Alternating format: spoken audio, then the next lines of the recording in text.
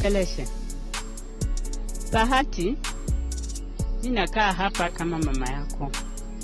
Na ninakuomba msamaha sana. Mtoto wangu nisamehe kwa sababu haikuwa mapenzi yangu nikupeleke children home.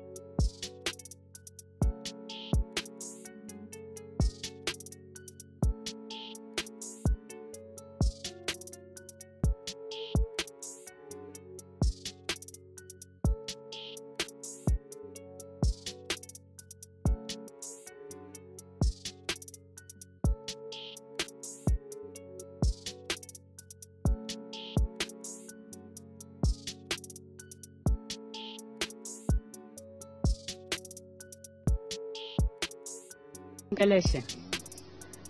Bahati, ninakaa hapa kama mama yako.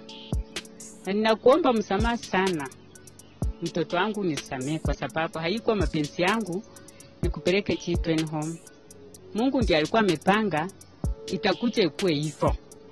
So, nakuomba tu msamaha kabisa, ufunguke roho yako kwa sababu hata mimi nimefunguka roho yangu kukuongelesha kwa sababu si vizuri mimi nimeokoka. Na nikuche nikufe na hiyo kitu kwa roho yangu iniumize. Kwa sababu mimi chenye napenda ni kusema ukweli mbele ya Mungu na niokoe. So, kama wewe ni mtoto wangu na kuomba msamaha. Si kupenda kwangu nikupeleke children home. Mungu alikuwa amepanga na kuna kitu Mungu alikuwa ameweka ndani yako. Ningekulea hiyo kitu haingetendeka. Bila mapenzi ya Mungu bila anataka. So, sikasirika ama una upatu kwa nini mama alitupa Yeye ilikuwa ni mapenzi ya Mungu. Hakuna mtu mwenye huwa anasema mtoto wake aenda amtupe. Unaona tu mazingira yenye vile naeleza mazingira hiyo. Singekulea ndani. Tafuta nikekuacha kwa nyumba, uchomekee ndani nikienda kutafuta kazi. Ama kitu yoyote ikutendekee. Mimi nilipata pesa niende nikuchukue children home wakakataa.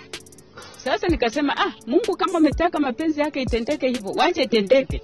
Ndiposa nikakufa tu na hiyo siri. Mpaka vile Mungu mwenyewe amekuja kutoa hii siri. Mimi nilikuwa tunajua hii siri nitakufa naye, sitawahi sema kwa sababu sitaiambia mtu yote.